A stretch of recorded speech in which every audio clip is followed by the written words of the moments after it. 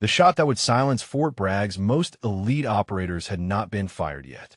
Sergeant First Class Yemisi Adeyemi stood at the edge of the range, watching 12 Delta Force snipers compete for weekly honors, and not a single one of them knew that the woman they had dismissed as a political quota was calculating adjustments to shots they had not even attempted yet. 2,300 meters to the first target. Wind from the southeast at 7 knots with a 4-degree thermal shift rising off the Carolina clay. The shooter currently in position was compensating for 11 minutes of angle. He needed 12. The round struck low and left. Yemisi had known it would before the trigger broke. She had arrived at the Joint Special Operations Training Facility 6 hours ago, and in that time, she had been assigned a bunk in a maintenance building rather than the team barracks, handed a clipboard instead of a rifle, and told by Master Sergeant Cole Wentworth that her job for the next 2 weeks would be scoring targets and logging data. Not shooting, not training, watching. Before we continue with what happened next, drop a comment and let us know what state or country you are watching from. Maybe you have witnessed someone being underestimated where you are from, someone who proved everyone wrong. Wentworth had not even looked at her service record. She knew this because if he had, he would have seen the classified portions that required authorization he did not possess. He would have seen question marks where deployment locations should be. He would have wondered why an Army sergeant with 7 years in had sections of her file that even senior officers could not access. But he had looked at her face, at her braids pinned beneath her patrol cap, at the curves that no uniform could fully hide, and he had made his decision before she spoke a single word. The attachment program was supposed to identify exceptional shooters from conventional units who might serve in special operations support roles. Yemisi had qualified with the highest marksmanship scores in her battalion's history. She had been hand-selected by a colonel whose name Wentworth would recognize if he bothered to ask. None of that mattered to the man who controlled her access to the range. She watched another Delta operator take position. This one was better. His breathing was controlled, his cheek well consistent, his trigger press smooth. But he was rushing, trying to impress his teammates with speed rather than precision. The round struck the steel at 2,200 meters. Good, not great. The operator celebrated like he had achieved something extraordinary. Yemisi marked the score on her clipboard and said nothing. Near the equipment shed, a young woman in logistics specialist insignia was struggling with a crate of ammunition that had shifted during transport. Boxes had spilled across the gravel, and she was frantically trying to res-tack them before anyone noticed. Her hands were shaking. 2 Delta operators walked past without acknowledging her existence. Yemisi set down her clipboard and crossed to the shed. She knelt beside the specialist without a word and began organizing the scattered boxes by caliber and lot number. The young woman looked up with fear in her eyes, expecting criticism. "You are fine," Yemisi said quietly. "Accidents happen. Just breathe and work the problem." They res-tacked the crate together in 2 minutes. The specialist whispered a thank you, and Yemisi returned to her position at the range before anyone else noticed she had moved. The afternoon stretched long and hot. Yemisi logged 47 shots from 8 different operators. She noted their tendencies, their weaknesses, the small errors in technique that cost them centimeters at distance. She filed this information away without knowing if she would ever use it.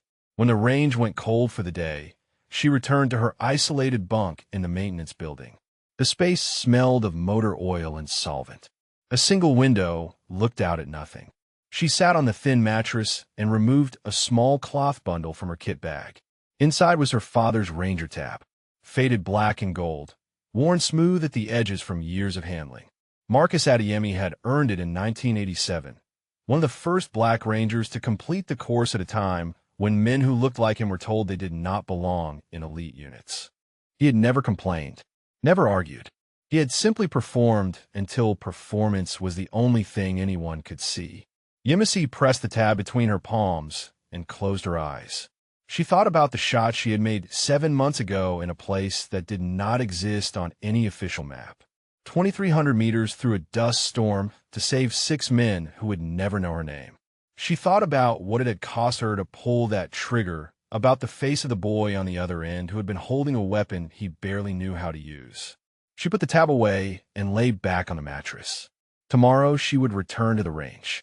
She would log more shots from men who believed she could not shoot. She would watch and calculate and wait. Patience was its own form of marksmanship. Her father had taught her that. You did not rush the shot. You did not force the moment. You waited until the target presented itself, until the wind settled, until everything aligned. And then you squeezed the trigger and changed everything. Through the thin walls of the maintenance building, she heard voices passing outside. 2 Delta operators discussing the next day's training schedule. One of them mentioned her name, called her the attachment, laughed about how Wentworth had already decided she would never touch a rifle during her 2 weeks here. The other voice belonged to Wentworth himself. He was telling his subordinate that he had arranged for her to be kept off the primary range entirely. Administrative duties only. No exceptions. The attachment would score targets and fetch coffee and learn her place. And when the 2 weeks ended, she would return to her conventional unit with nothing to show for the experience except the knowledge that she did not belong here. Yemisi stared at the ceiling and let the words wash over her. They did not know what she could do. They did not know what she had already done. But they would. The mess hall fell quiet when Yemisi entered. Not silent, but the particular hush that happens when conversations shift to whispers and eyes track movement without turning heads. She collected her tray, took a seat at an empty table in the corner, and ate her breakfast without looking up. She could feel them watching. 12 Delta operators spread across 3 tables, their body language a wall that excluded her as completely as any locked door. Wentworth sat at the center table, his back to her, but she noticed how the men facing him kept glancing in her direction. The food was better than she expected. Fort Bragg took care of its special operations personnel. Even the attachments ate well, apparently. A tray clattered down across from her. Yemisi looked up to find a staff sergeant with kind eyes and a scar that ran from his left ear to his jawline. His name, Tape Redvance. "Mind if I sit?" he asked. Yemisi gestured to the empty seat. The mess hall conversations resumed at normal volume, as if his presence had granted her temporary legitimacy. Staff Sergeant Omar Vance ate in silence for a full minute before speaking again. He kept his voice low, meant only for her. "I saw you shoot once," he said. "Fort Benning, 18 months ago. Qualification trials for the Advanced Marksmanship Program. You put 3 rounds through the same hole at 1,500 meters." Yemisi set down her fork. She remembered that day. She had not known anyone was watching beyond the range officers. "You were there," she said, "passing through. But I remember thinking that whoever trained you knew exactly what they were doing. That kind of precision does not come from the Army standard curriculum." "My father," Yemisi said. She was not sure why she offered the information. Something about Vance's directness invited honesty. He nodded slowly. "Ranger? How did you know?" "The way you hold yourself. Controlled. Patient. Rangers teach their kids different than most. My old man was 3rd Bat back in the day." For a moment, something like connection flickered between them. 2 children of elite soldiers, shaped by fathers who understood that excellence was not given but earned through repetition and pain. Then Vance's expression shifted to something more cautious. "Wentworth has decided you do not belong here," he said. "And what Wentworth decides tends to become reality. He has been running the marksmanship program for 4 years. The commanding officer trusts his judgment on who gets range time and who does not." Yemisi picked up her fork and resumed eating. "I noticed. You're not going to fight it?" She considered the question. Across the mess hall, Wentworth was laughing at something one of his men had said. His confidence filled the room like a physical presence. "Fighting gets you labeled difficult," she said. "Then everything you do gets filtered through that label. Every success becomes luck. Every failure becomes proof that you were trouble from the start. So what is your plan?" Yemisi met his eyes. "Perform. When I get the chance, perform so well that labels do not matter." Vance studied her for a long moment. Then he nodded once, collected his tray, and left without another word. The morning passed in a blur of administrative tasks designed to keep her far from anything meaningful. Yemisi logged equipment serial numbers in a supply closet while the sound of gunfire echoed from the primary range. She inventoried cleaning supplies while Delta operators ran drills she could have completed in her sleep.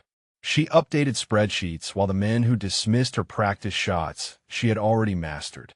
By noon, the frustration had settled into a cold weight behind her ribs. She knew this feeling. She had carried it through 7 years of being underestimated, of watching less qualified men receive opportunities that were never offered to her. The weight was familiar, almost comfortable in its constancy. During the lunch break, she found an empty corner of the secondary range.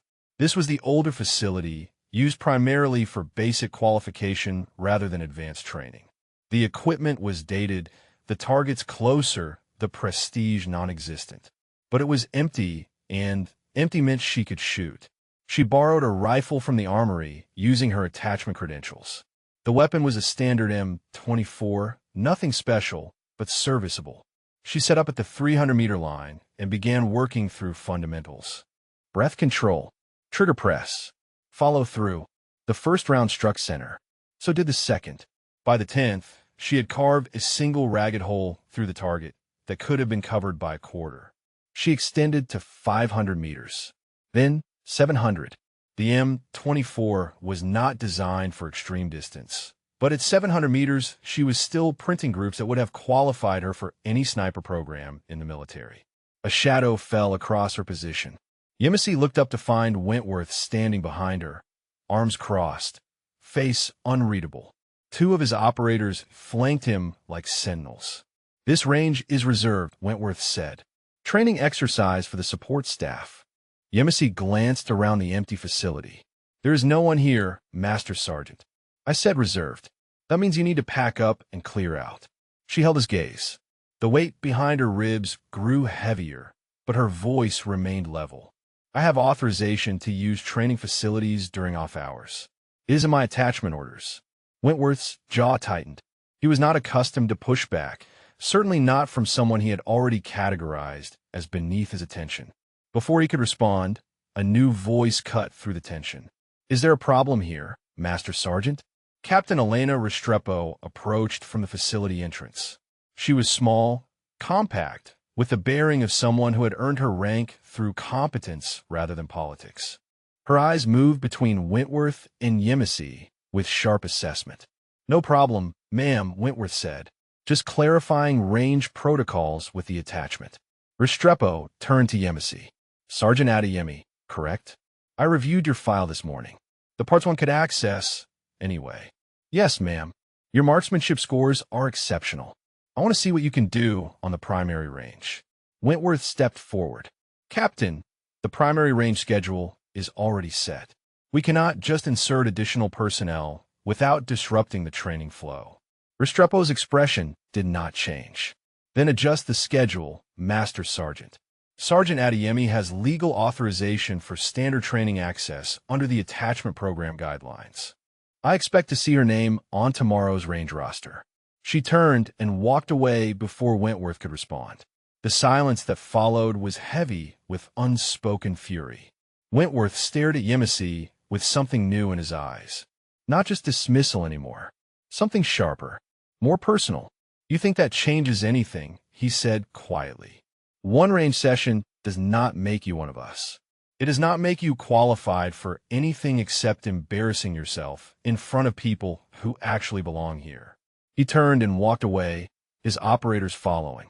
Yemisi watched him go. Then she turned back to her rifle, chambered another round, and sent it downrange. Center mass.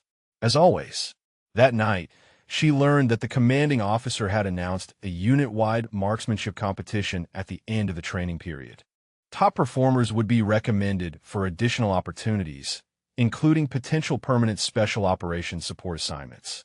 Through the thin walls of her maintenance building quarters, she heard Wentworth's voice carrying across the compound. Finally, he was telling his men, finally everyone will see who really belongs here and who is just taking up space. The primary range was everything the secondary facility was not. State-of-the-art target systems stretched from 500 meters to beyond 3,000. Electronic wind sensors fed real-time data to shooter stations. The rifles racked along the equipment wall represented the finest precision weapons in the American arsenal. Yemisi arrived at 0600, 30 minutes before the scheduled training block. She wanted time to study the layout, to understand the terrain and wind patterns before anyone else appeared. What she found instead was Wentworth. He stood at the range officer's station, roster clipboard in hand, making notations with sharp strokes of his pen. He did not look up when she approached. "You are early," he said. "I wanted to familiarize myself with the facility." Wentworth set down the pen and finally met her eyes. The hostility from the previous day had cooled into something more controlled, more dangerous. "I've been thinking about what Captain Restrepo said, about giving you proper training access." He paused, letting the words settle. "She is right.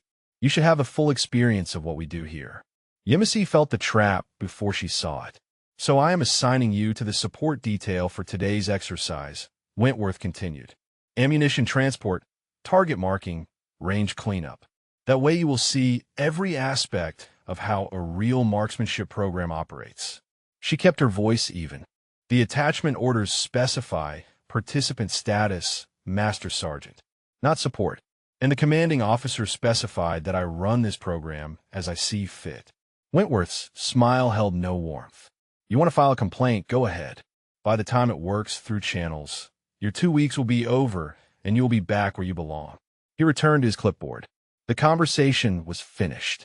Yemisi spent the morning hauling ammunition crates, the same work she had helped the young logistics specialist complete 2 days ago. She marked targets between shooting rotations, walking the 300-meter distance to the target frames and back while Delta operators rested in the shade. She collected brass casings while the men she should have been training beside discussed techniques she had mastered years ago. The afternoon sun pressed down like a weight. Sweat soaked through her uniform as she carried another crate from the supply truck to the firing line. Her shoulders ached. Her pride ached worse. Vance found her during a water break, both of them standing in the thin shadow of the equipment shed. "This is deliberate," he said quietly. "He's trying to break you down, make you quit or snap, so he has ground to send you home." "I know. So what are you going to do about it?" Yemisi drank from her canteen, buying time to consider her answer. Across the range, Wentworth was instructing 2 of his men on wind reading techniques. His voice carried clearly in the still air, confident and commanding. "My father used to say that the hardest part of being a ranger was not the physical training," she said finally. "It was watching men who hated him get promoted while he had to be twice as good just to stay even." Vance nodded slowly. He understood. The military had made progress over the decades, but progress did not mean equality. It meant the barriers were shorter, not gone. "He made it through," Yemisi continued, "not by fighting every battle, but by choosing the right ones. The ones that mattered. And this one does not matter? This one is not a battle." She gestured toward the range, toward the targets stretching into the distance. "That is the battle. Everything else is noise." Vance studied her for a long moment. Then he reached into his cargo pocket and produced a small notebook. "Range schedule," he said. "Wentworth keeps the primary facility locked down tight during duty hours, but he cannot control everything. 0400 to 0530. The range is technically unassigned. Security does a patrol at 0415, but after that the facility is empty until the morning detail arrives." Yemisi took the notebook. "Why are you helping me?" "Because I have seen what you can do, and I know what Wentworth is doing is wrong." He paused, his scarred face hardening. "And because I'm tired of watching good soldiers get pushed out by men who care more about their egos than the mission." She memorized the schedule and handed the notebook back. That night, she set her alarm for 0345. The range was silent in the pre-dawn darkness. Yemisi moved through the facility with careful precision, collecting equipment from the racks without turning on the overhead lights. Her eyes had adjusted during the walk from the maintenance building, and the ambient glow from distant security posts provided enough illumination to work. She selected an M2010 enhanced sniper rifle, the same weapon the Delta operators used for precision work. The familiar weight settled into her hands like a homecoming. The first target frame stood at 800 meters. She could barely see it in the darkness, just a suggestion of shape against the gray hillside beyond. But she did not need to see it. She had measured the distance mentally during her hours of support work, calculating angles and elevations while her hands hauled ammunition. She settled into position, breath slow, heartbeat steady. The world narrowed to the scope, the trigger. The target she knew was there even when her eyes could not confirm it. The rifle kicked against her shoulder. A moment later, the distant ping of steel echoed back across the range. She worked through the distances systematically. 1,000 meters, 1,200, 1,500. Each shot struck clean, the impacts verified by the electronic scoring system that logged hits even when the operators who usually check the displays were asleep. At 2,000 meters, she paused. The darkness was beginning to lighten, gray giving way to the first hints of blue on the eastern horizon. She had maybe 20 minutes before the morning detail arrived. She adjusted her scope, compensating for the distance and the slight thermal shift that came with the approaching dawn. The target at 2,000 meters was a standard silhouette, center mass roughly the size of a dinner plate at this range. She exhaled slowly, let her heartbeat settle into the space between breaths, and pressed the trigger. The ping came back 3 seconds later. Center hit. She was breaking down the rifle when she heard footsteps approaching from the facility entrance. For a moment, she tensed, expecting Wentworth's voice, the accusation, the justification he needed to end her attachment. Instead, it was Captain Restrepo who emerged from the darkness. The captain stopped 10 feet away, watching Yemisi secure the rifle in its rack. Her expression was unreadable in the dim light. "I reviewed the electronic logs this morning," Restrepo said. "Someone has been using the range during unassigned hours, putting up scores that would qualify for the competition." Yemisi straightened, meeting the captain's eyes. She did not offer excuses or explanations. Restrepo held her gaze for a long moment. Then, unexpectedly, she smiled. "I am adding you to the competition roster," she said. "Whatever Wentworth says, you have earned the right to compete." She turned to leave, then paused. "But Sergeant?" "Next time, at least turn on the lights. Shooting in the dark is showing off." She disappeared into the growing dawn. Yemisi allowed herself a small breath of relief. She had her chance. Now, she just had to survive whatever Wentworth would do when he found out. Wentworth's reaction came at the morning formation. The Delta operators stood in 2 neat rows while Captain Restrepo read the official competition roster. 11 names, all of them expected, all of them men who had trained together for months or years. And then the 12th name, Sergeant First Class Yemisi Adeyemi, Restrepo announced. Attached personnel, competing under standard qualification protocols. The silence that followed was absolute. Yemisi stood at the end of the formation, her eyes fixed forward, feeling the weight of every stare. Wentworth's face had gone rigid, a mask of controlled fury that only someone watching closely would recognize. After the formation dispersed, he called her over. "So you went around me," he said. His voice was quiet, almost conversational, but something coiled beneath the surface. "Found a way to get your name on the list despite everything I told you. I qualified Master Sergeant. The scores are in the system. Scores from unauthorized range time. In the dark. Without supervision." He stepped closer, lowering his voice further. "You think that makes you ready for this competition? You think hitting targets alone at 0 dark 30 means you can perform when it matters?" Yemisi held her ground. "I think my record speaks for itself." "Your record?" Wentworth's lip curled. "I finally got authorization to access those classified sections everyone keeps whispering about. 3 confirmed kills over 2,000 meters. Impressive numbers if they are real. But numbers on paper do not tell me what happens when your hands start shaking and a shot actually matters." She said nothing. There was nothing to say that would change his mind. "Here is what is going to happen," Wentworth continued. "The competition has 12 shooting positions. Each competitor draws their assignment by lot." He paused, letting the words sink in. "Except I control which lots go into the draw. And I'm going to make sure you pull the canyon position. Yemisi knew the canyon. She had studied the range maps during her support work, memorizing every detail while hauling ammunition.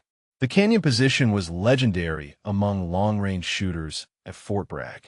Extreme distance, unpredictable wind currents that swirled through the rock formations, thermal drafts that could shift a bullet's trajectory by feet rather than inches. No one had ever made a record distance shot from there. "You're setting me up to fail," she said. "I am giving you exactly what you asked for. A chance to compete." Wentworth smiled without warmth. "If you are as good as those classified files suggest, the canyon should not be a problem. And if you're not, well, everyone will see the truth." He walked away before she could respond. That evening, Vance found her in the mess hall. She was sitting alone as usual, but this time she was not eating. A topographical map of the range was spread across the table, covered in handwritten notes and calculations. "The canyon," Vance said, sliding into the seat across from her. "He told you." "He told me." Vance studied the map. "I have seen 12 different shooters attempt that position over the past 4 years. Best anyone ever did was 20 to 100 meters, and that was on a day with zero wind. The currents in that canyon are impossible to predict." Yemisi traced a finger along the contour lines. "Nothing is impossible, just difficult. There is difficult, and there is suicidal. The record from any position is 2847. Wentworth said it 6 years ago from the ridgeline, the easiest spot on the course. Attempting record distance from the canyon is not ambitious. It is delusional. Then I will have to be delusional." Vance leaned back, frustration creasing his scarred features. "Why does this matter so much to you? You could compete from the canyon, post a respectable score at moderate distance, and walk away with your dignity intact. Nobody expects you to beat Delta operators on their home range." Yemisi looked up from the map. Her eyes held something Vance had not seen before. Not anger, not determination. Something older, deeper. 7 months ago, she said quietly, "I was attached to a forward operating base in a location I am not allowed to name. Advise and assist mission officially, unofficially. We were hunting a high-value target who had been coordinating attacks on coalition forces for 2 years." Vance went still. The mess hall noise faded into background static. "We found him," Yemisi continued. "Or rather, I found him, 2,300 meters across a valley filled with dust and wind and thermal currents that made the canyon look like a shooting gallery. My team was pinned down, 6 men depending on me to make a shot that everyone said was impossible. What happened? I made the shot." She paused, her voice dropping further. But the target was not alone. There was a boy with him, 15, maybe 16 years old, holding a rifle he barely knew how to use. When I pulled the trigger, I saved 6 American lives. I also ended a child's life." The weight of her words settled between them. "Every day since then," Yemisi said, "I have asked myself if there was another way. If I hesitated too long or not long enough. If a better shooter could have found an angle that I missed." She folded the map with careful precision. "I do not need to beat Wentworth to prove anything to him. I need to know, for myself, that when the impossible shot matters, I will not miss." Vance was quiet for a long moment. When he spoke, his voice was rough. "The canyon has a weakness," he said. "Most shooters focus on the horizontal wind patterns, the gusts that come through the rock walls. But there's a thermal component that everyone ignores. Hot air rising off the canyon floor in the early morning, before the sun gets high enough to stabilize temperatures." Yemisi unfolded the map again. "I have watched the pattern for years," Vance continued. "There is a window, maybe 3 seconds, when the thermal column and the horizontal currents cancel each other out. Dead air. But the window is almost impossible to time, and it shifts depending on temperature and humidity. 3 seconds, Yemisi repeated. 3 seconds where the impossible becomes merely very difficult." He met her eyes. "If anyone can find that window, it is you." She studied the map with new focus, her mind already running calculations. Later that night, she sat on her bunk in the maintenance building, cleaning her borrowed rifle by the light of a single lamp. Through the walls, she heard voices passing. 2 Delta operators discussing the competition, speculating about how badly the attachment would embarrass herself. One of them mentioned Wentworth's record, 2847, 6 years unbroken. The other laughed and said it would stand for another 6 at least. Yemisi set down the rifle and pulled out her father's Ranger tab. She held it in her palm, feeling the worn fabric, the weight of history and expectation. Then she tucked it away and returned to her preparations. The canyon was waiting, and so was she. 3 days before the competition, Yemisi's rifle failed. She was on the secondary range during her narrow window of approved practice time when the bolt jammed mid-cycle. She cleared the malfunction, attempted to chamber another round, and felt the mechanism grind against itself like metal chewing metal. The armorer examined the weapon for less than a minute before delivering his verdict.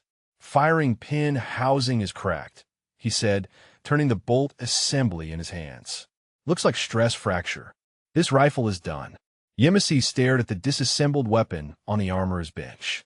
She had been using this rifle for 5 days, had zeroed her scope to its specific characteristics, had memorized the precise trigger pull weight down to the ounce. "How did this happen?" she asked. The armorer shrugged. "Sometimes equipment fails." He did not meet her eyes. Could have been a manufacturing defect that finally gave way. Could have been metal fatigue from heavy use. Or it could have been something else entirely. Yemisi thought about her rifle sitting in the unsecured rack at the secondary range while she completed her mandatory support duties. Thought about how easy it would be for someone to access the firing pin housing, to apply just enough pressure to create a fracture that would not show until the weapon was fired repeatedly. She could not prove anything. That was the point. "I need a replacement," she said. The armorer sucked air through his teeth. "Competition rifles are already assigned. Standard inventory is checked out to the training rotations."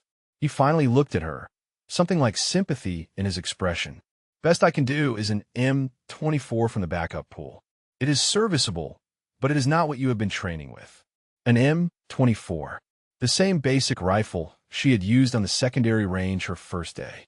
Reliable, accurate to 1,500 meters in skilled hands, but not designed for the extreme distances the canyon position would require. She took it anyway. That night, she sat in the maintenance building with the unfamiliar weapon broken down on her bunk. The trigger pull was different. The stock did not fit her shoulder the same way. The scope was a generation older than what she had been using, with less precise windage adjustments. She had 3 days to learn this rifle's personality, to understand its quirks and compensate for its limitations. 3 days to prepare for a shot that had never been made with equipment far inferior to what everyone else would be using. For the first time since arriving at Fort Bragg, she considered walking away. The thought surprised her with its clarity. She could withdraw from the competition, cite equipment failure, return to her conventional unit with her record intact. No one would blame her. No one expected her to succeed anyway. She picked up her phone and dialed her mother's number. Aduk Adeyemi answered on the second ring. Her voice warmed despite the late hour. "Yemi, it is good to hear from you." "Manga." Yemisi leaned back against the wall, letting her mother's voice wash over her. "I need to tell you something." She explained the situation without self-pity. The sabotaged rifle, the impossible position, the borrowed equipment, the men who wanted her to fail. Her mother listened without interrupting, the way she always had, the way she had listened to her husband describe similar struggles decades ago. When Yemisi finished, the line was quiet for a long moment. "Do you remember what your father said when they told him he would never make it through Ranger School?" her mother finally asked. Yemisi closed her eyes. He said that their expectations were not his problem. Her mother's laugh was soft, tinged with old grief and fierce pride. He also said that quitting was easy, which is why so many people did it. The hard part was staying when everything told you to go. "This is different, Mama. The equipment, the position, everything is stacked against me." It was stacked against him, too. Every single day. Her mother's voice sharpened. But he did not let their obstacles become his excuses. He adapted. He found ways around the walls they built. And when he finally earned that tab, none of them could say he had not deserved it. Yemisi opened her eyes and looked at the disassembled rifle on her bunk. The pieces suddenly looked less like limitations and more like a puzzle waiting to be solved. Your father believed in you, her mother continued. Not because you were his daughter, but because he saw something in you that he recognized in himself. That thing does not break just because someone cracks a firing pin. Thank you, Mama. Go make him proud, Yemi. Go make yourself proud. After the call ended, Yemisi reassembled the M24 with renewed focus. The rifle was not what she wanted, but it was what she had. She would learn its language, understand its limitations, and find a way to make it do what she needed. She worked through the night, dry firing until the trigger felt natural, adjusting the stock with improvised padding until it seated properly against her shoulder. By dawn, she had a plan. The M24's effective range was shorter than the competition rifles, but that was a limitation of the standard ammunition, not the weapon itself. If she could acquire match-grade rounds with higher ballistic coefficients, she could extend the rifle's reach. She found Vance at breakfast and explained what she needed. Match-grade ammunition is controlled inventory, he said, keeping his voice low. Wentworth would have to approve the requisition. Then I need to find another source. Vance studied her for a long moment. There might be a way. The armory sergeant owes me a favor from way back. I cannot promise anything, but I can ask. That afternoon, Vance appeared at the secondary range with a small case. Inside were 50 rounds of M118 LR ammunition, the long-range match-grade cartridges used by special operations snipers. This is all he could spare without triggering an inventory flag, Vance said. Make them count. Yemisi loaded 5 rounds into the M24's magazine and settled into position. The first shot confirmed what she had suspected.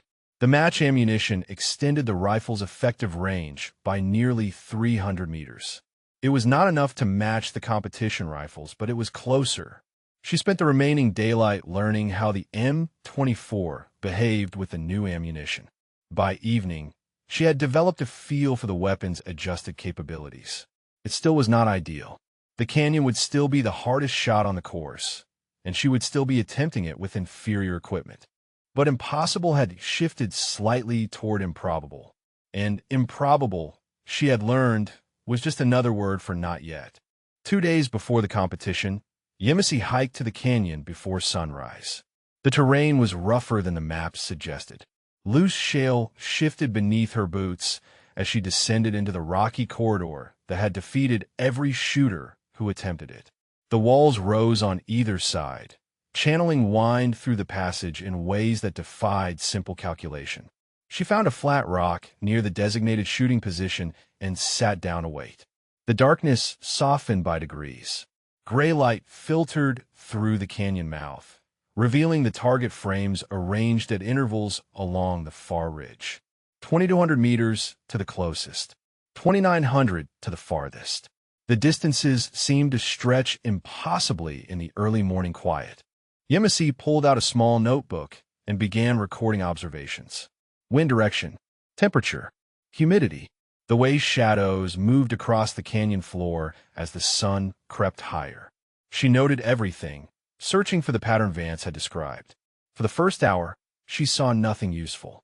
The wind swirled unpredictably, gusting from multiple directions in rapid succession.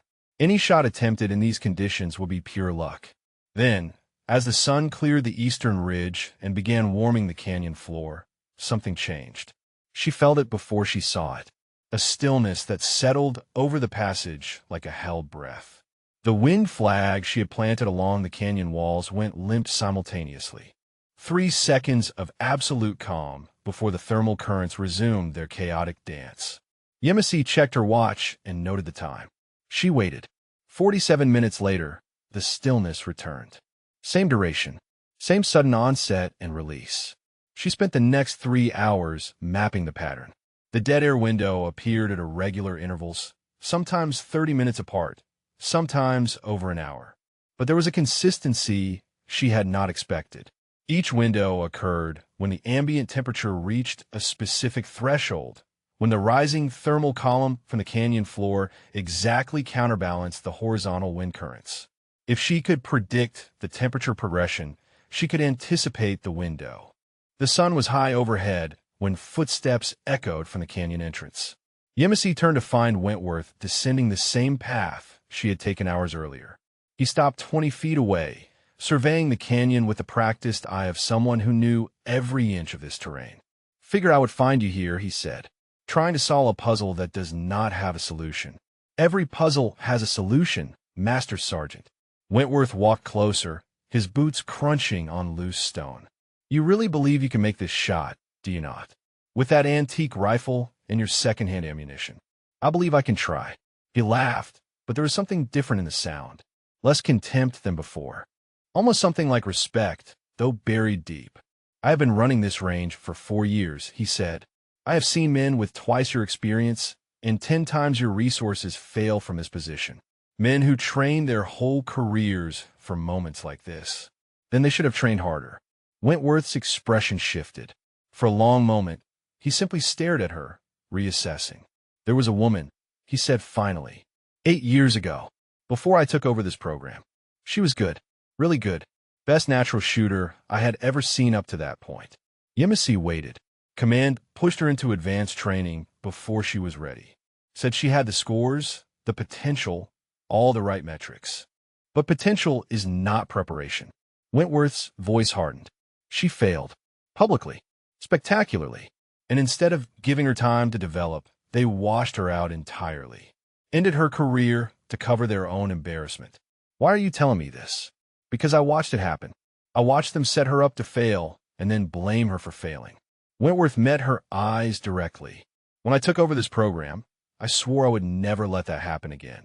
No one gets pushed into situations they cannot handle just because someone wants to check a box." Yemisi understood then. Not forgiveness, but understanding. "You think you are protecting me," she said. "I think I am protecting the program. Protecting the standards that keep people alive in combat." He gestured at the canyon around them. "This is not a game. When you miss a shot downrange, people die. I have seen it happen. So have I." The words hung between them. Wentworth studied her face, searching for something. "That mission 7 months ago," he said slowly. "The one in your classified file. You made an impossible shot to save your team." "Yes, and it cost you something." Yemisi thought about the boy, about the weight she carried every day. "Yes." Wentworth was quiet for a long moment. When he spoke again, his voice had lost its edge. "The woman I told you about. Her name was Sergeant Diana Cole. She was my sister." The revelation landed like a physical blow. Yemisi stared at him, recalibrating everything she thought she knew. After she washed out, she never recovered, Wentworth continued. Left the army, struggled for years, blamed herself for something that was never her fault. He looked away, toward the canyon walls. "I blame myself, too, for not stopping them, for not protecting her. And now you see me and think you're protecting Diana. I see you and think about what happens when people are pushed beyond their limits." His jaw tightened. "But I also see something else now. Something I did not want to see before." "What is that?" Wentworth turned back to face her. "Someone who has already been tested, who has already made the impossible shot when it mattered." He paused. "I still do not think you can make this work. The canyon has beaten everyone who tried. But I'm starting to believe you might be the one person stubborn enough to prove me wrong." He did not apologize. He did not offer to change her position or provide better equipment. But something had shifted between them. As he turned to leave, he paused at the canyon entrance. "The wind corridor you are looking for," he said without turning around. "It exists. I have seen it twice in 4 years. Both times in early morning, right around 0700. He glanced back over his shoulder. "The competition starts at 0630. If you can stall until the window appears, you might have a chance." Then he was gone. Yemisi sat alone in the canyon, processing what she had learned. Wentworth was not her enemy. He was a man haunted by a failure he could not undo, trying to prevent it from happening again. But understanding his motivation did not change her situation. The canyon was still waiting. The shot was still impossible.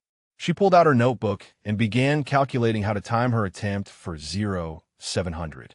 The window would come. She just had to be ready. The day before the competition, Vance found Yemisi at the secondary range. She was running through dry fire drills with the M24, her movements precise and automatic. The rifle had become an extension of her body over the past 72 hours. Not ideal, but familiar. Trusted. Vance watched her complete a cycle before speaking. You talked to Wentworth. Yemisi lowered the rifle. He told you? He did not have to. I have known Cole for 6 years. I have never seen him look the way he looked when he came back from the canyon yesterday.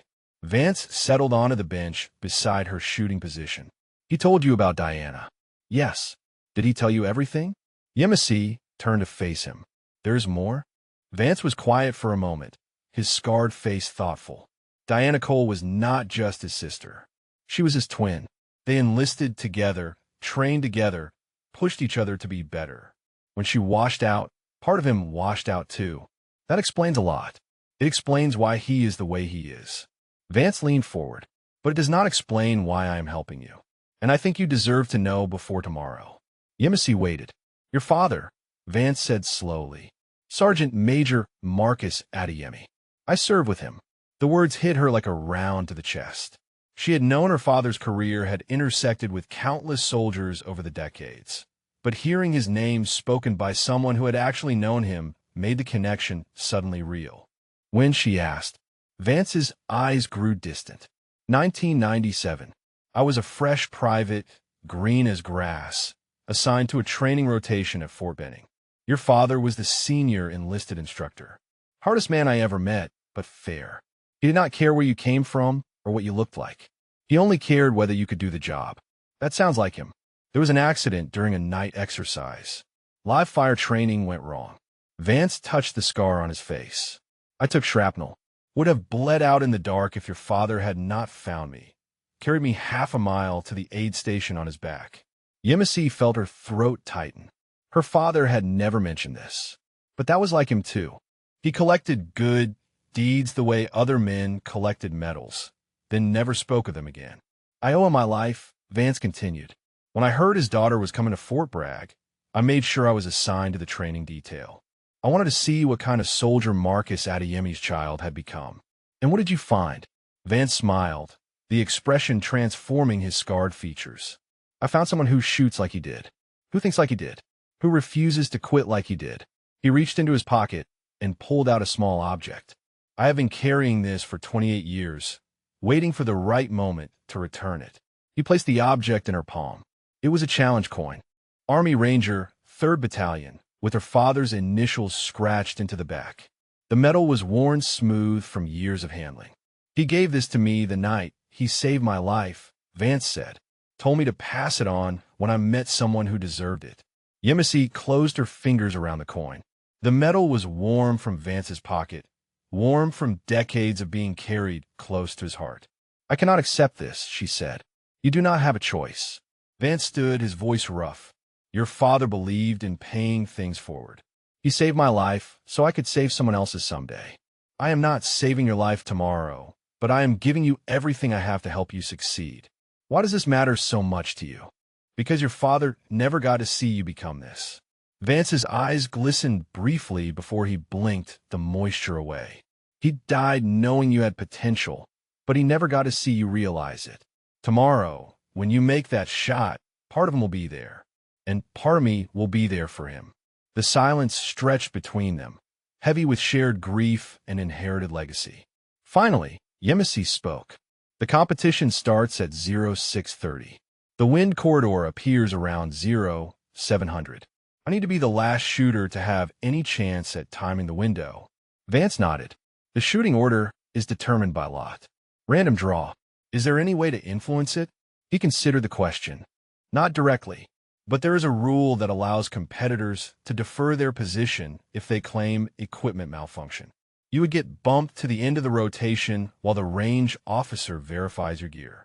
And if the equipment is fine, then you get a warning for delay of competition, but you still shoot last. Vance met her eyes. It is not elegant, but it would work. Yemisi turned the challenge coin over in her hand. Her father's initials caught the light.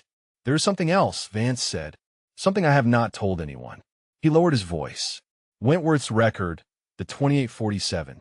I was his spotter that day. I know exactly how he made that shot.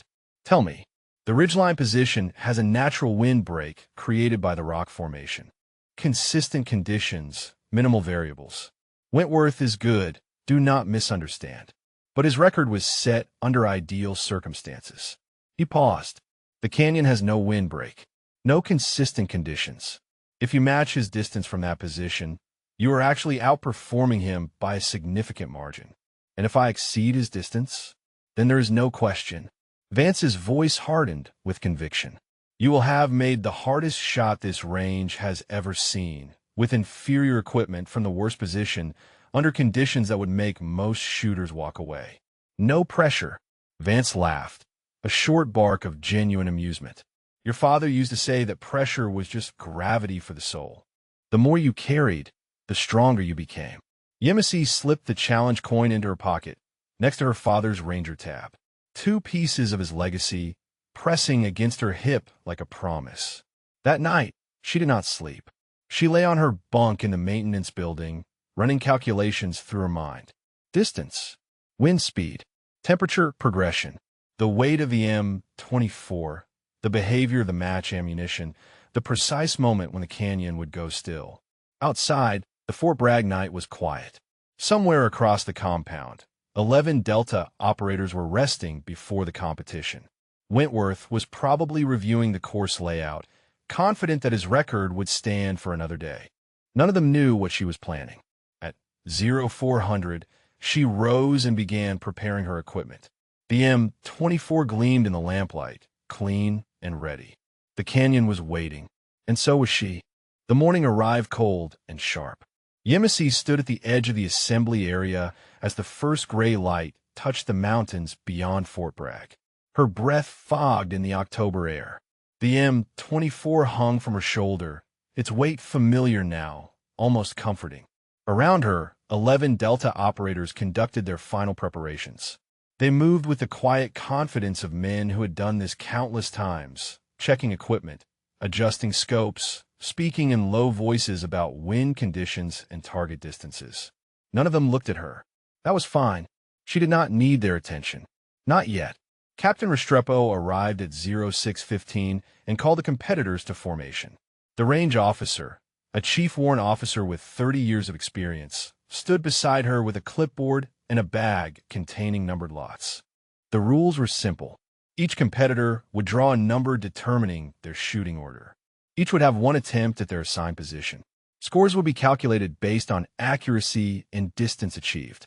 Restrepo read through the regulations while Yemisi studied the sky. Clear, with high cirrus clouds moving slowly from the west. The temperature was climbing steadily as the sun rose.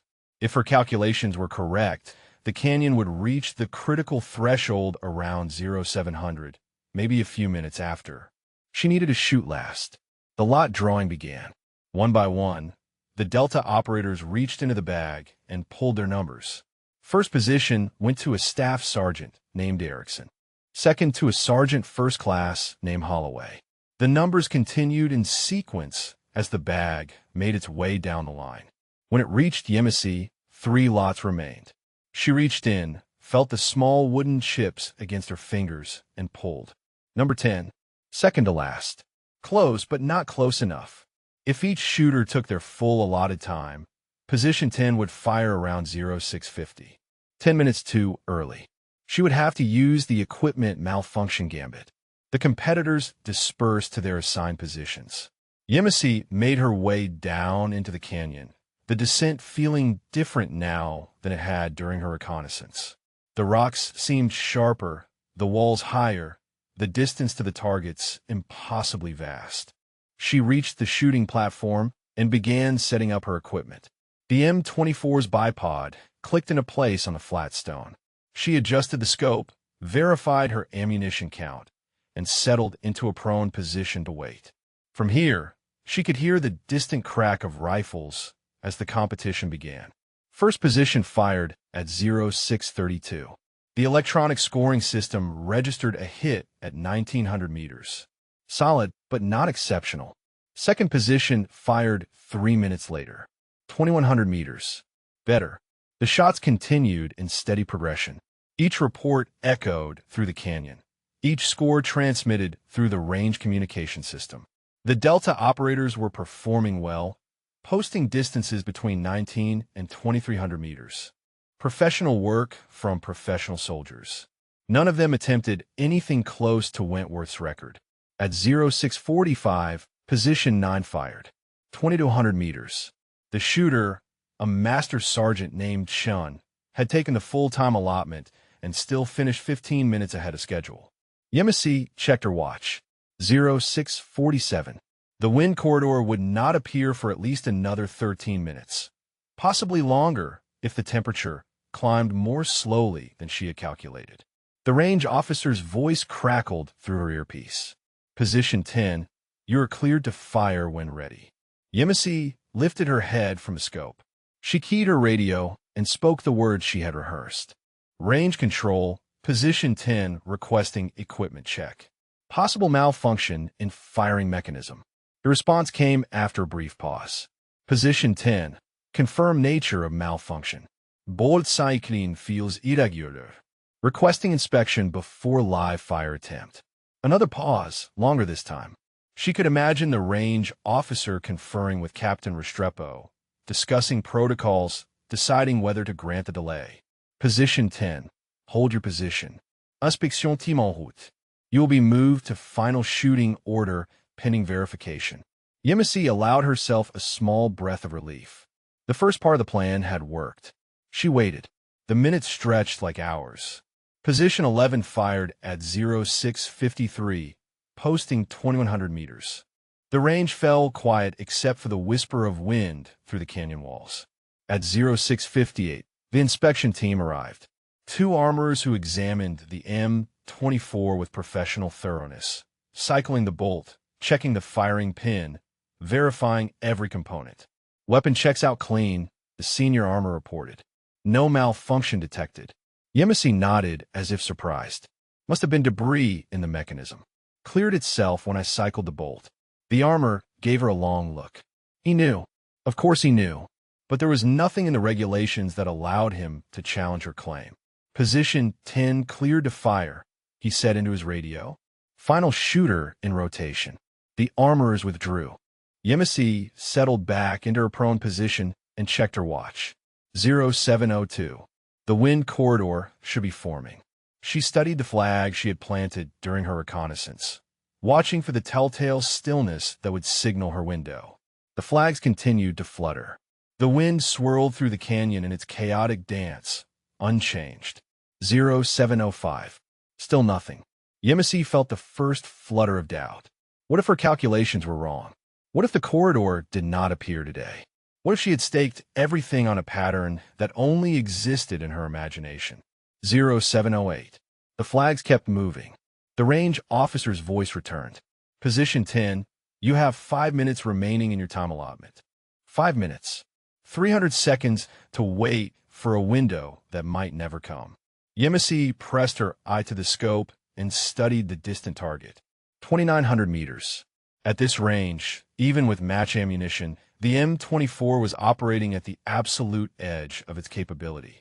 The margin for error was measured in fractions of inches. Without the wind corridor, the shot was impossible. With it, the shot was merely the hardest thing she had ever attempted. 0710. The flags on the eastern wall went still, but the flags on the western wall kept moving. The corridor was forming unevenly, the thermal column not quite balancing the horizontal currents. Close. So close. But not enough. Position 10, 3 minutes remaining. Yemisi's finger rested against the trigger guard, not on the trigger itself. Not yet. She watched the western flags, willing them to stop. 0711. The western flags slowed. Stuttered. Stopped. Dead air. The canyon held its breath. Every flag hung motionless. Every thermal current balanced against every gust of wind in a moment of perfect equilibrium. Yemisi shifted her finger to the trigger. The world narrowed to the scope, the crosshairs, the distant steel silhouette that seemed impossibly small at 2,900 meters. She exhaled slowly, feeling her heartbeat settle into the spaces between breaths. 3 seconds. That was all she had. 1, 2. She squeezed. The rifle kicked against her shoulder. The sound of the shot rolled through the canyon like thunder, echoing off the rock walls in waves that seemed to last forever. Yemisi kept her eye pressed to the scope, tracking the vapor trail of the round as it arced across the impossible distance. At 2,900 meters, the bullet would take nearly 4 seconds to reach the target. For seconds of flight time, where wind, gravity, and the rotation of the Earth itself would conspire to pull the round off course. For seconds where everything she had worked for hung, suspended in the air. 1 Mississippi. The vapor trail began to curve, bending under forces invisible to the naked eye. Yemisi had calculated for this, had adjusted her aim point to compensate. But calculations were theory. This was reality. 2 Mississippi. Through the scope, the target remained unchanged. A steel silhouette the size of a man's torso, painted white against the brown hillside. At this distance, it looked no larger than a fingernail held at arm's length. 3 Mississippi. The wind flags at the far end of the canyon began to move again. The corridor was closing. If her timing had been off by even half a second, the round would have entered the turbulence zone and been thrown wildly off course. From Mississippi, nothing. The target stood unchanged. No impact, no ping of steel, just silence where there should have been confirmation. Yemisi felt her heart stop. She had missed. After everything, after all the preparation and sacrifice and sleepless nights, she had missed the shot that was supposed to prove she belonged. Then the radio crackled. The voice on the other end belonged to the target observer stationed at the far ridge. His words came through broken by static and disbelief. Impact confirmed. Repeat, impact confirmed. Position 10, target 2,900 meters, center mass. Yemisi did not move, did not breathe. The words did not make sense. The range officer's voice cut through the static. Target observer, confirmed distance and placement. A pause. Then the observer again, his voice steadier now. Distance confirmed at 2,903 meters. Impact placement confirmed center mass, 3 inches right of center. Clean hit, 2,903 meters. 56 meters beyond Wentworth's record. From the canyon position, with an M24 that was never designed for this distance. Yemisi finally allowed herself to exhale. She lifted her head from the scope and found herself staring at the canyon walls that had defeated every shooter before her. The wind had returned now, swirling through the passage as if the brief window of stillness had never existed. 3 seconds. She had found her 3 seconds, and she had not wasted them. The climb out of the canyon felt different than the descent. Her legs were shaking, though whether from exhaustion or adrenaline, she could not tell. The M24 hung from her shoulder, its barrel still warm from the single round that had changed everything. When she emerged at the top, the assembly area had transformed. Every Delta operator stood in a loose semicircle, their faces a mixture of disbelief and something that looked almost like awe. Captain Restrepo was speaking rapidly into her radio, confirming details with the range officer. The electronic scoring display showed numbers that made no sense until you saw them twice. Position 10. Distance 2,903 meters. Impact confirmed. Vance stood at the edge of the group, apart from the others. His scarred face held no expression, but his eyes glistened in the morning light. He gave her a single nod, small and private, meant only for her. She had done it, not just for herself, for her father, for everyone who had ever been told they did not belong. The crowd parted as she approached, operators stepping aside with a deference that had not existed an hour ago. Some of them met her eyes. Others looked away, unable to reconcile what they had just witnessed with everything they thought they knew. Then Wentworth stepped forward. He moved through the assembled soldiers with the same commanding presence he always carried, but something was different. The rigid certainty that had defined him since her arrival was gone, replaced by something more human, more uncertain. He stopped 3 feet in front of her.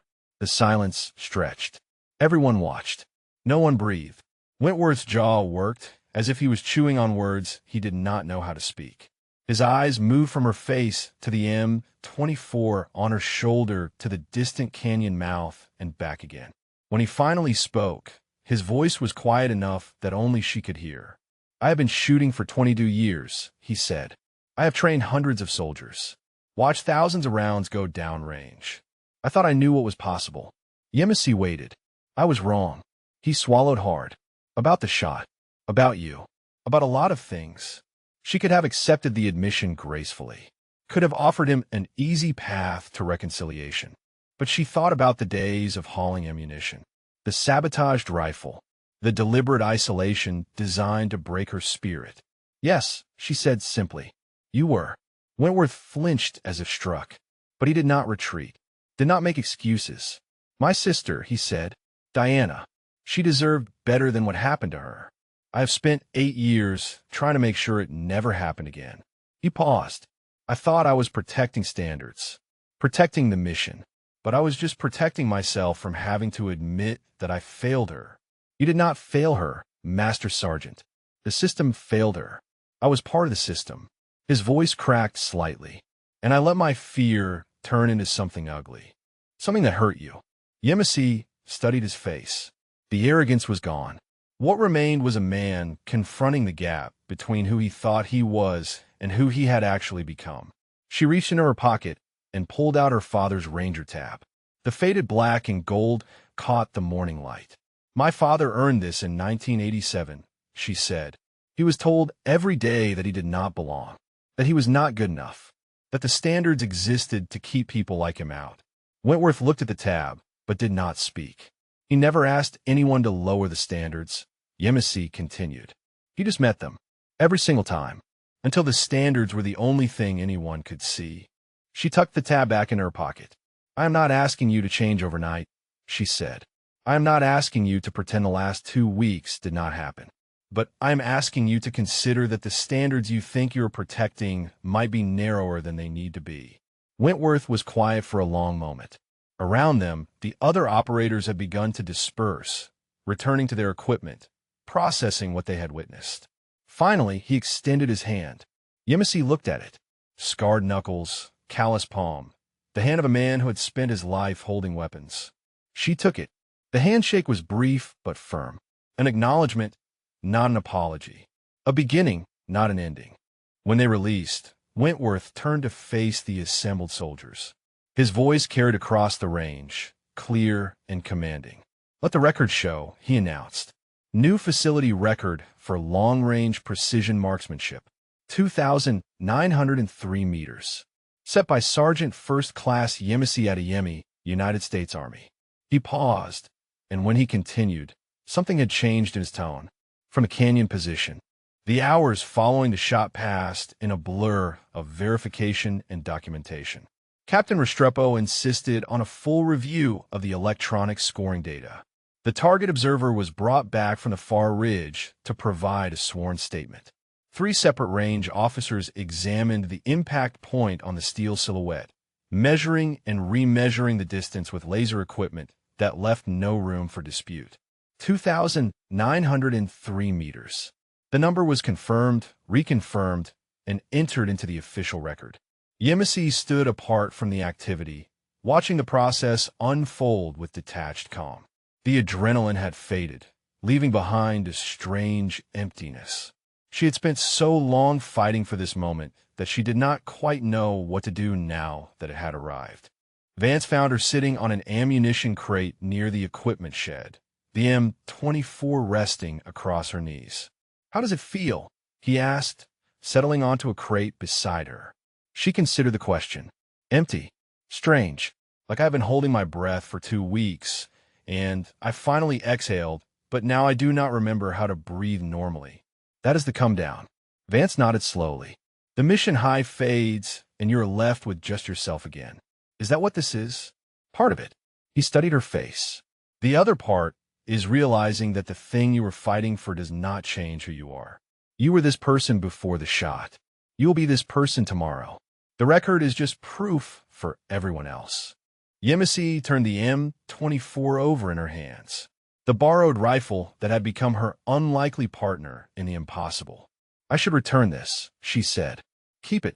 She looked up. Vance shrugged. I talked to the armory sergeant. The M24 was scheduled for decommission anyway. Outdated model. No longer meets current spec requirements. He smiled slightly. Considered a souvenir. She ran her fingers along the worn stock. The rifle had been dismissed as inadequate, just like her. Together, they had proven everyone wrong. Across the compound, the Delta operators had gathered in small groups. Some were reviewing their own performance from the competition. Others were discussing what they had witnessed, their voices carrying fragments of conversation that reached her ears. "Did you see the wind flags? They were moving, and then they just stopped. She waited for it, timed the whole thing. With that rifle. That ancient rifle." Not all of the comments were admiring. She heard skepticism too. Accusations of luck. Suggestions that the electronic scoring had malfunctioned. The familiar refuge of those who could not accept what their eyes had shown them. But the doubters were fewer than they had been, and quieter. As the afternoon wore on, operators began approaching her individually. Some offered brief congratulations. Others asked technical questions about her calculations, her breathing technique, her ability to predict the wind corridor. A few simply nodded as they passed, the small acknowledgement of one professional to another. Staff Sergeant Chun, who had shot from position 9, stopped beside her crate. "I've been doing this for 11 years, he said without preamble. "I thought I understood what was possible at distance." He shook his head. "I did not understand anything." "You understood plenty," Yemisi replied. 2,200 meters is a serious shot. Not like yours." Chun met her eyes directly. "You changed something today. I did not know what exactly, but something shifted." He extended his hand. "Respect, Sergeant." She shook it. That evening, Wentworth called a formation. The Delta operators assembled in the fading light, their faces shadowed by the setting sun. Yemisi took her place at the end of the line, the position she had occupied since arriving. But the space around her felt different now, less isolated. Wentworth stood before them, his posture as rigid as ever, his voice carrying the same commanding authority. "Today's competition results are officially logged," he announced. "The standings will be posted in the operations building. But before we dismiss, there is something that needs to be said." He paused, his gaze moving down the line until it reached Yemisi. 2 weeks ago, I made a decision about Sergeant Adeyemi before she ever touched a rifle on this range. I made assumptions based on things that had nothing to do with her ability. I created obstacles designed to make her fail because I believed failure was inevitable. The formation stood in absolute stillness. These were words that Master Sergeant Cole Wentworth had never spoken before. "I was wrong," he continued, "not because she made an exceptional shot, although she did. I was wrong because I let my own fears and my own past dictate how I treated a soldier who deserved better." He took a breath. "The standards we uphold exist for a reason. They keep people alive. They separate those who can from those who cannot. But standards are not the same as assumptions. And I confuse the two." He turned to face the formation fully. "Sergeant Adeyemi met every standard we set. She exceeded them. From the hardest position on the course, with equipment that should not have been capable, she posted a distance that none of us have ever achieved." He let the words settle. "That is not luck. That is skill. And skill deserves recognition regardless of who possesses it." The silence held for a long moment. Then, from somewhere in the middle of the formation, someone began to clap. The applause spread slowly at first, then built until the entire formation was acknowledging her with the only salute that truly mattered among soldiers. The recognition of peers. Yemisi stood at attention, feeling the sound wash over her. She did not smile, did not wave. She simply accepted what she had earned. When the applause faded, Wentworth dismissed the formation. As the operators dispersed, he approached her one final time. "I spoke with Captain Restrepo," he said quietly. "Your performance today is being forwarded to Special Operations Command. There will be people who want to talk to you about your future." "What kind of future?" "The kind that matches what you showed us today." He paused. "I cannot undo the last 2 weeks, but I can make sure the right people know what you are capable of." Yemisi studied his face. The hostility that had defined their relationship was gone, replaced by something more complicated. Not friendship, perhaps never friendship, but respect, grudgingly earned and genuinely given. "Thank you, Master Sergeant." Wentworth nodded once and walked away.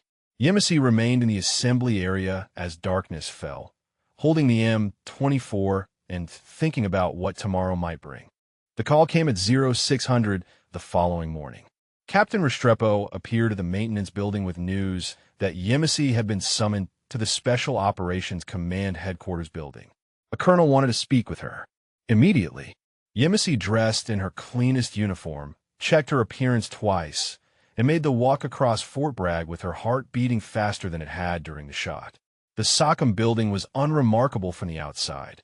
Standard military architecture, bland and functional.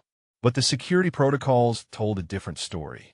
3 checkpoints, biometric verification, and an escort who never left her side until she reached a conference room on the 3rd floor. Colonel Marcus Webb was waiting inside. He was older than she expected, with gray at his temples and the weathered face of someone who had spent decades in places the public never heard about. His uniform bore no unit insignia, no identifying markers of any kind. Just rank and name. Sergeant First Class Adeyemi, he said, gesturing to a chair across the table. Please sit. She sat. Colonel Webb studied her for a long moment before speaking again. I have read your file. The parts that exist on paper, anyway. He tapped a folder on the table. Impressive qualification scores. 3 confirmed kills over 2,000 meters in theater. And now a training record that exceeds anything we have seen from this facility. Thank you, sir. I'm not offering compliments, Sergeant. I'm stating facts. He leaned forward. Facts that have created a problem for certain people in this building. A problem, sir? The colonel's expression remained neutral.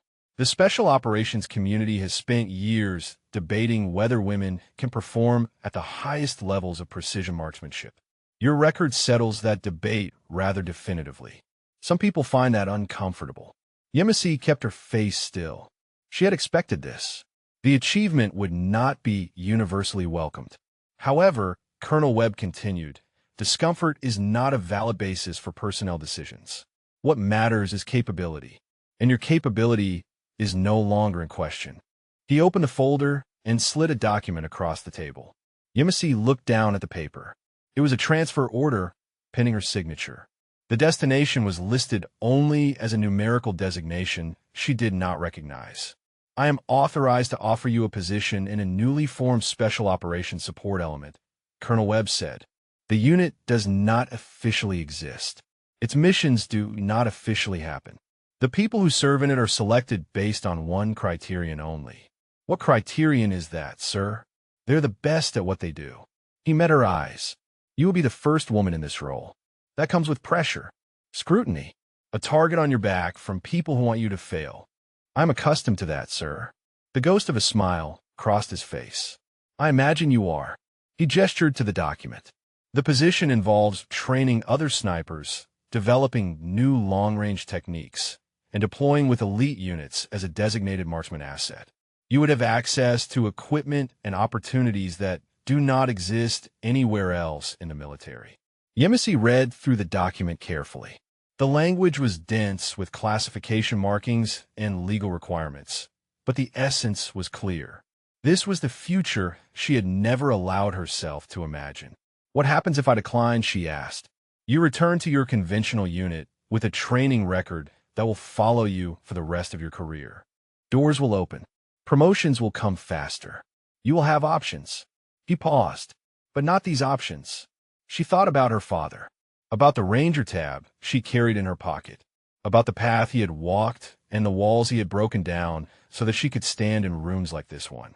She thought about the teenage insurgent in a valley that did not exist, about the weight she carried and the questions that would never be answered.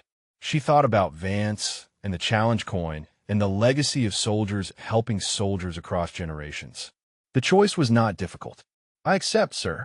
Colonel Webb nodded, as if he had expected nothing else. He produced a pen and watched as she signed the document. Report to Building 7 at 0800 tomorrow, he said. Your new commanding officer will provide further instructions. He collected the signed paperwork and stood. Welcome to the community, Sergeant Adeyemi. He left without ceremony. Yemisi remained in the conference room for a long moment, processing what had just happened. The magnitude of the change was still settling into her bones. When she finally emerged from the SOCOM building, Vance was waiting outside. He leaned against a concrete barrier, arms crossed, watching the morning traffic move through the compound. His scarred face held a knowing expression. "You signed," he said. It was not a question. "How did you know there was something to sign?" "Because I know Colonel Webb. He only meets with people when he is recruiting." Vance pushed off from the barrier. "And I knew he would recruit you the moment your shot hit that target."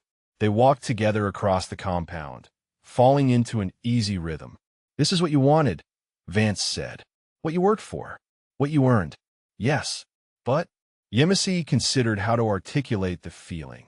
"But now that it is real, I wonder if I am ready. If I could be what they need me to be." Vance stopped walking. He turned to face her, his expression serious. "Let me tell you something about your father," he said. "When he saved my life back in '97, he did not hesitate, did not calculate the risks. He just saw someone who needed help, and he acted.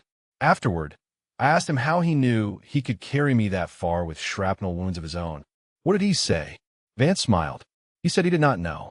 He said the only thing worse than failing would have been not trying. So he tried, and he succeeded because he refused to accept any other outcome. He put a hand on her shoulder. "You are ready because you do not know how to be anything else. You were ready the moment you arrived at Fort Bragg and refused to let Wentworth break you. You were ready when you climbed into that canyon in the dark. You were ready when you pulled the trigger on a shot everyone said was impossible." Yemisi felt the weight of his words settling into her chest. "Your father would be proud," Vance said quietly. "Not because of the record, not because of the job offer, because you became exactly who he raised you to be." He squeezed her shoulder once, then released. "Now go pack your gear. Building 7 waits for no one, and Colonel Webb does not tolerate tardiness." Yemisi watched him walk away, then turned toward the maintenance building that had been her home for 2 weeks. Tomorrow she would report to a unit that did not exist, to begin a chapter of her life that would never appear in any official record. But today she had calls to make. Her mother deserved to know what had happened, what her daughter had become, what Marcus Adeyemi's legacy had produced. She pulled out her phone and dialed. Her mother answered on the first ring. "Yemi."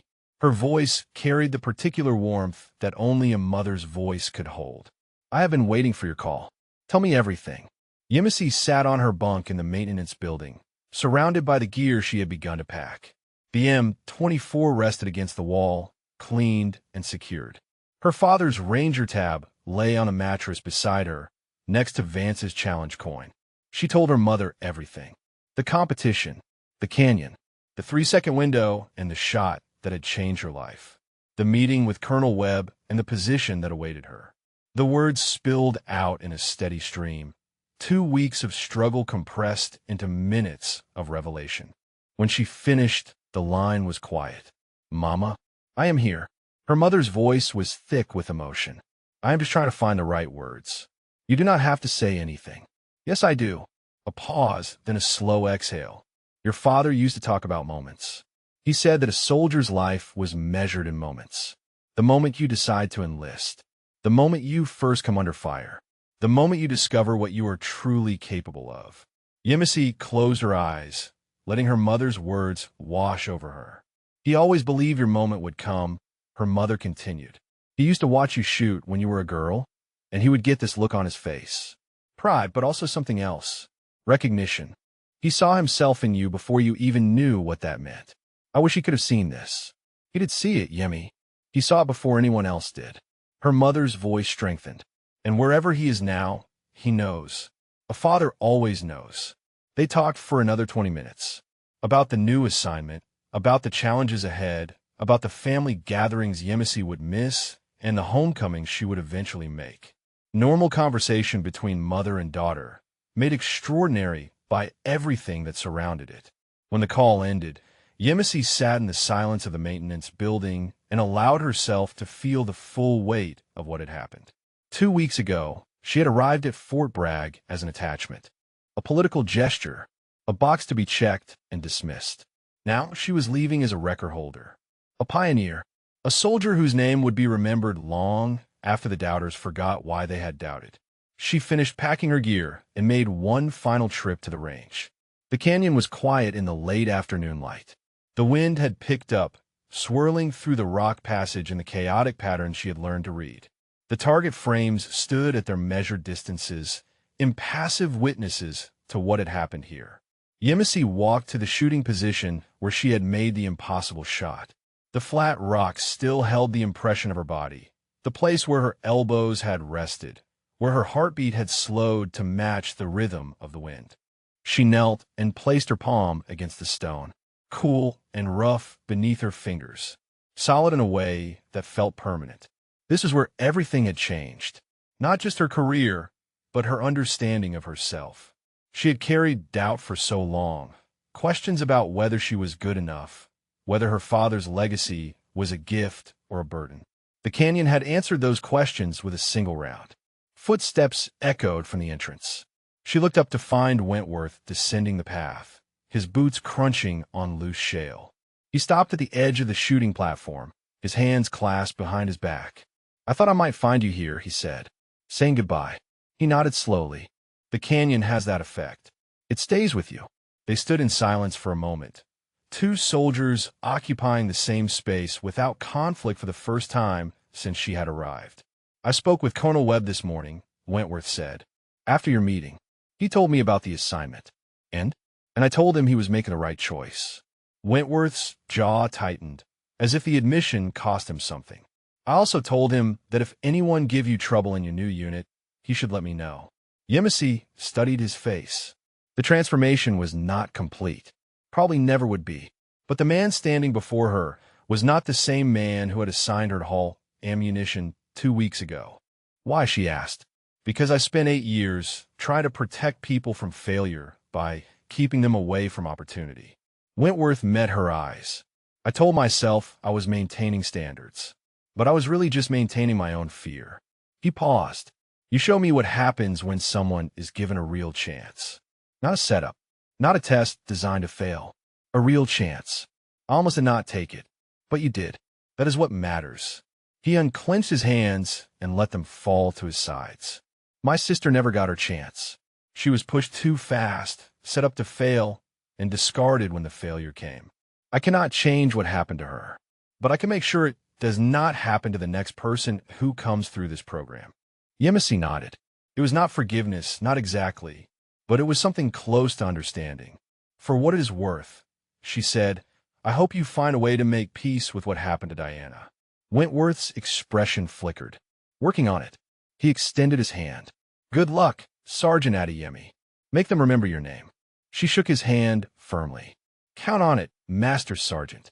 He turned and climbed back up the canyon path, disappearing over the ridge without looking back. Yemisi remained at the shooting platform as the sun sank toward the horizon. The shadows lengthened across the canyon floor, painting the rocks in shades of gold and amber. She pulled her father's ranger tab from her pocket and held it up to the fading light. The fabric was soft from decades of handling, the colors muted by time, but the weight of it remained unchanged. "I did it, Papa," she whispered. "I found my moment." The wind shifted through the canyon, gentle now, almost warm. For just an instant, she could have sworn she felt a hand on her shoulder, a presence beside her that existed beyond sight or sound. Then the moment passed, and she was alone again. She tucked the tab away, collected the M24 from where it leaned against the rock wall, and began the climb out of the canyon. Tomorrow would bring new challenges, new obstacles, new people who would doubt her, dismiss her, underestimate everything she had proven. She would face them the same way she had faced the canyon, with patience, with preparation, with the quiet certainty of someone who knew exactly what she was capable of. One round at a time. If this story moved you, drop a comment and let us know which moment resonated most. Tell us about a time when you or someone you know proved the doubters wrong, or share your thoughts on what it means to earn respect through performance rather than permission. Your stories are what keep this community strong.